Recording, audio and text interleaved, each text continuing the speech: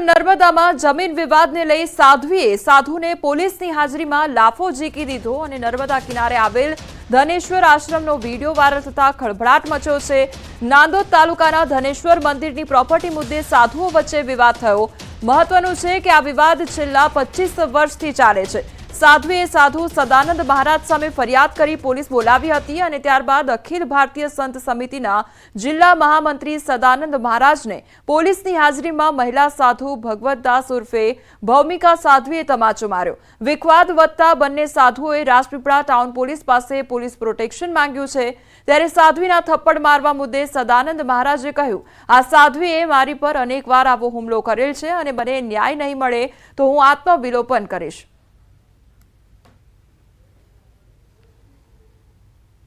जो सदानंद ने शब्द बोल्या छे एवा खराब शब्द बोल्या छे, स्त्री विषे बोल्या छे, महिला विषे बोल्या छे एवा शब्द खराब षड्यंत्र रची रह्या छे। ए 5 व्यक्ति छे, सदानंद, महेश तड़वी, जितेन्द्र गोस्वामी, प्रशांत अने प्रीतराम। आ 5 षड्यंत्र रची रह्या छे और धनेश्वर हड़पा मांगे छे, वहां त्यां होटल बनावा मांगे छे। आ लोको जानकीदास ना धर्मपत्नी भागवतदासजी उपे भूमिकाबेन ए पोते मारा कंपाउंडनी अंदर आवीने अनेक वखत आवी छासवादे हुमला करी अने पोलीस तंत्रने अने 100 नंबरनो दुरुपयोग करी अने छासवादे आवा षड्यंત્રો करता होय छे। एमनो आक्षेप शुं हतो? एमनो आक्षेप ए हतो के आ जग्या अमने सोंपी दो, एम आ जग्या हड़प करवा माटेना अनेक प्रकारना षड्यंત્રો करी रह्या छे। નડિયાદમાં રિક્ષા ચાલકો પાસેથી હપ્તા ઉઘરાવવાનો વિડીયો વાયરલ થયો છે અને પોલીસના નામે ધાકધમકી આપી રિક્ષા ચાલકો પાસેથી રૂપિયાની ઉઘરાણી કરાવવામાં આવી રહી છે। એસપી કચેરી નજીક સરદાર ભવન સર્કલ પરનો આ વિડીયો હોવાનું અનુમાન લગાવવામાં આવ્યું છે। રિક્ષા ચાલકે રૂપિયા આપવા આનાકાની કરતા પોલીસ બોલાવવાની ધમકી આપી હતી અને વિડીયોમાં પોલીસને હિસાબ આપવાનો હોવાનું કહી હપ્તાખોર હપ્તો ઉઘરાવી રહ્યો છે।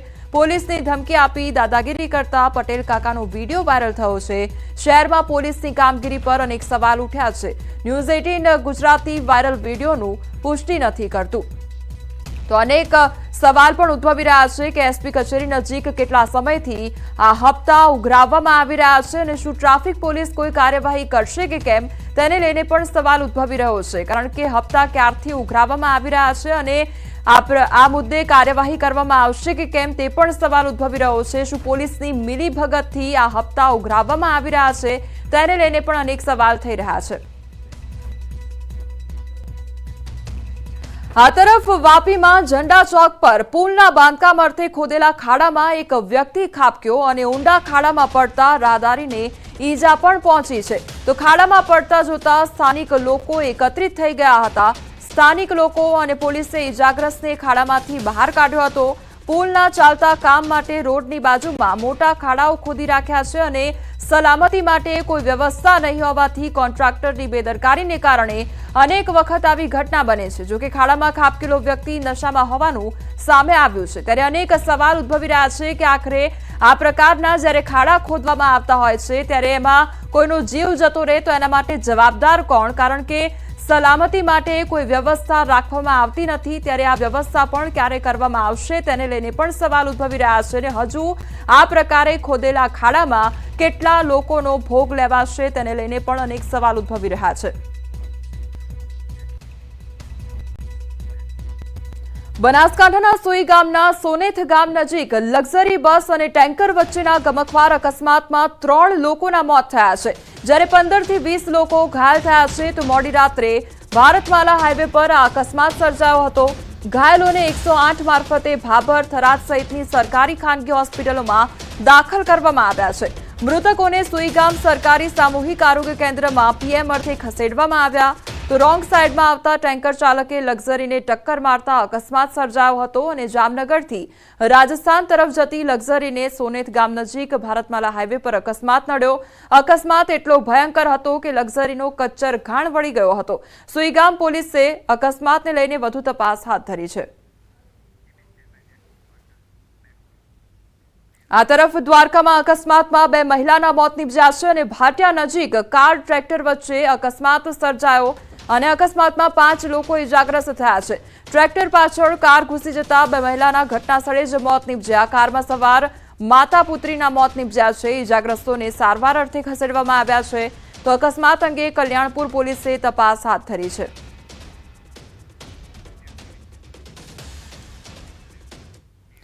અમદાવાદ શહેરમાં 31મી રાત્રે દારૂ પીધેલા 400થી વધુ લોકો પકડાયા છે. 31 ડિસેમ્બરે નિયમોને નેવે મૂકીને ઉજવણી કરનાર લોકોને દંડનો ડામ મળ્યો છે. નવા વર્ષની ઉજવણીમાં ચાકટા બનેલા 400 લોકોને પોલીસે પકડ્યા અને કાર્યવાહી કરી. તો પોલીસે ગત રાત્રે ડ્રિંક એન્ડ ડ્રાઈવના 223 કેસ નોંધ્યા છે, જ્યારે એક એનડીપીએસનો કેસ નોંધાયો છે. ટ્રાફિક નિયમોનો ભંગ કરનાર 558 વાહનોને ડિટેઇન કરવામાં આવ્યા છે. આ સાથે જ 5,60,900 રૂપિયાનો દંડ વસૂલાયો.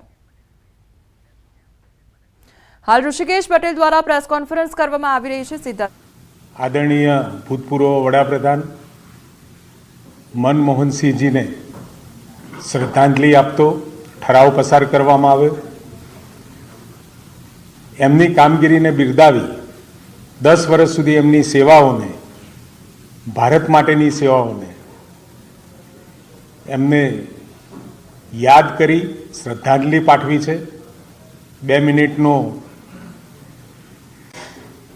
સાયલેન્સ એટલે મૌન રાખી અને સાથે શોક પ્રસ્તાવ પસાર કરી અને એમના કુટુંબીજનોને આપણે મોકલી આપીશું. સાથે સાથે 2 મહત્વની જાહેરાત પણ કરવામાં આવી છે. જે મહાનગરપાલિકાઓ નિર્ણય થયો હતો કે મહાનગરપાલિકાઓ બનાવવાની છે, એને આજે કેબિનેટે મંજૂરી આપી અને મંજૂરીના અર્થે ટૂંક સમયમાં કદાચ આજ અથવા તો કાલ એ નોટિફિકેશનની તૈયારીઓ કરી એ નોટિફિકેશન બહાર પાડવામાં આવશે, જેનાથી આવતા સમયની અંદર આ નવી મહાનગરપાલિકાઓ અસ્તિત્વમાં આવશે. અસ્તિત્વમાં આવેલી આ 9 મહાનગરપાલિકાઓ થતાં ગુજરાતનો અર્બન વિસ્તાર 50% કરતાં પણ વધી જશે અને એના કારણે અર્બન વિસ્તારમાં આ મહાનગરપાલિકાઓના કારણે આઉટર સ્કર્ટની અંદર એટલે કે આજુબાજુના વિસ્તારો કે જે ડેવલપ થયા હોય એમાં ગામડા પણ આવી જાય, નગરપાલિકાઓ નજીકની હોય, તો એવા તમામ ગામડાઓ અને નગરપાલિકાઓ જોડી અને મહાનગરપાલિકા થતાં વધુ સત્તા, વધુ કાર્યક્ષમતાથી, સુનિયોજિત આયોજનથી એ શહેરોનો વિકાસ થાય અને શહેરો એ કોઈ પણ રાજ્ય માટે એ ગ્રોથ એન્જિનનું કામ કરતા હોય છે અને સૌથી વધુ અર્બેનાઇઝેશન ગુજરાતમાં છે. આ બધી નગરપાલિકાઓ નાની હતી, અ વર્ગની હોય, બ વર્ગની કે ક વર્ગની, પરંતુ જ્યાં એકબીજાના વિકાસ એકદમ અડી ગયો હોય, ગામડાઓ સુધી પહોંચી ગયો હોય નજીકના ગામ, એવા તમામ ગામોને આવરી લઈ આ 9 મહાનગરપાલિકાઓ નક્કી કરવામાં આવી છે. જે આવતા સમયની અંદર 3 નોટિફિકેશન એના બહાર પડશે કે જેમાં લાર્જર અર્બન એરિયા મોટા શહેરી વિસ્તાર તરીકે નોટિફાઈ કરવામાં આવે છે. ત્યારબાદ આ વિસ્તારોને જીપીએમસી એટલે કે ગુજરાત પ્રોવિન્શિયલ મ્યુનિસિપલ એક્ટ 1949 લાગુ પાડવામાં આવશે અને વહીવટદારની નિમણૂક કરવામાં આવશે. આમ વહીવટદારની નિમણૂક થતાં જ જે નગરપાલિકાઓ છે એની હયાત જે પણ ઇલેક્ટેડ બોડી છે એ દરખાસ્ત થશે અને વહીવટદાર એનું કામકાજ સંભાળશે. એની વોર્ડની રચના અને એની વોર્ડની રચના સાથે એના સીમાંકનથી લઈ અને તમામ બાબતો એ નક્કી કરી અને એના પછી મહાનગરપાલિકાની ચૂંટણી માટે એ સજ્જ થશે. આમ એકંદરે જે આખો આ જે ક્યારનો લગભગ ભૂપેન્દ્રભાઈએ આ 9 મહાનગરપાલિકાઓ નક્કી કરવાનું જે દિવસે નક્કી કર્યું હતું ત્યારથી જ આ વિસ્તારોની અંદર ખૂબ ખુશીની લાગણી હતી. હવે હકીકતમાં પરિવર્તિત થવા જઈ રહી છે. એટલે ખૂબ ઝડપથી આ પ્રક્રિયા પૂરી કરી અને એને પૂરી કરવામાં આવશે. સાથે એક બીજો મહત્વનો એમને નિર્ણય લીધો છે. બનાસકાંઠા જિલ્લાનું એમને વિભાજન કરવાનો નિર્ણય લીધો છે. એરિયાની દ્રષ્ટિએ અને વસ્તીની દ્રષ્ટિએ 14 તાલુકા ધરાવતો આ સૌથી મોટો જિલ્લો હતો. એટલે સ્વાભાવિક કે એક છેડાથી જે હેડક્વાર્ટર સુધી પહોંચવામાં ખૂબ મોટું 35 થી 85 કિલોમીટર સુધીનું લાંબુ અંતર કાપવું પડતું હતું, હવે ટૂંકું થશે. અને આ હાલ બનાસકાંઠાના 14 તાલુકા છે, એમાંથી 8 તાલુકાઓ અને 4 નગરપાલિકાઓથી એક નવો વાવ થરાદ જિલ્લામાં એનો સમાવેશ કરવામાં આવશે અને વાવ થરાદ જિલ્લાનું મુખ્ય મથક એ થરાદ રહેવાનું છે. હાલનો બનાસકાંઠો જિલ્લો રાજ્યમાં સૌથી વધારે સંખ્યાબળમાં છે, વિસ્તારમાં પણ છે અને 14 તાલુકા ધરાવતો છે. વસ્તીને વધુ સુગમતાથી સરળતાથી વહીવટ મળી રહે, લોકોને આવવા જવામાં તકલીફ ના પડે એના માટે 2 જિલ્લામાં એનું વિભાજન કરવામાં આવ્યું છે. વાવ થરાદ જિલ્લામાં કુલ 8 તાલુકાઓ વાવ, ભાભર, થરાદ, ધાનેરા, સુઈગામ, લાખણી, દિયોદર અને